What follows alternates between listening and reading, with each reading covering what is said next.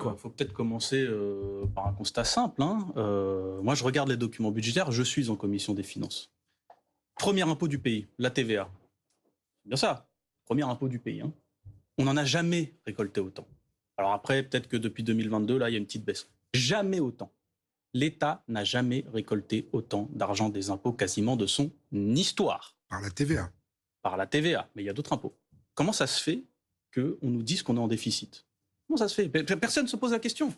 Comment ça se fait qu'en 2022, par exemple, l'État, en gros, on récolte 200 milliards d'euros de TVA, mais on ne retrouve dans le budget de l'État plus que 100 milliards d'euros.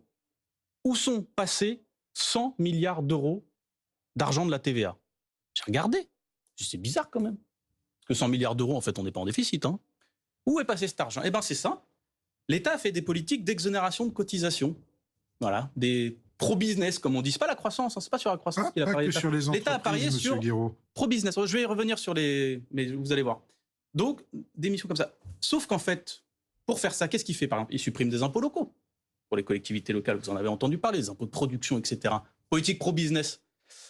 Et vu que les collectivités locales, par exemple, mais ça marche aussi pour la Sécu, ça a été fait pareil au niveau de la Sécu, n'ont plus l'argent pour rouler de manière automatique, qu'est-ce qu'on fait? On transfère de l'argent de la TVA. Je vous donne les chiffres. 2022, on a transféré 57 milliards d'euros de la TVA des gens vers la Sécu et 40 milliards d'euros des gens issus de la TVA vers les collectivités locales pour compenser les cadeaux qui sont faits au patronat. Et après, on nous explique qu'il n'y a plus d'argent.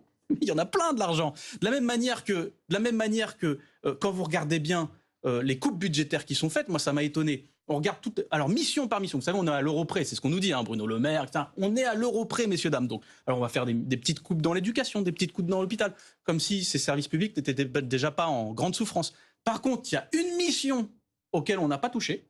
C'est la mission remboursement et dégrèvement. C'est bizarre, c'est la mission la plus importante du budget de l'État, c'est 140 milliards d'euros. Et non seulement on coupe pas, je finis là-dessus, et non seulement dans ces 140 milliards d'euros, on n'a pas coupé dedans, mais imaginez-vous qu'au dernier budget, on a fait pire. On a augmenté cette mission de 12 milliards d'euros. C'est-à-dire qu'en fait, on est rempli de l'argent, encore plus de l'argent issu de la consommation populaire, parce que c'est de plus en plus sur la TVA qu'on s'appuie, moins sur l'impôt sur les sociétés, vu que forcément, il y a des exonérations de cotisations. Et donc, avec l'argent de la consommation populaire, avec l'argent des classes populaires et des classes moyennes, avec cet argent-là, on finance les cadeaux qui sont faits au grand patronat. On n'a jamais été aussi riche. C'est une question, au bout d'un moment, de répartition des richesses.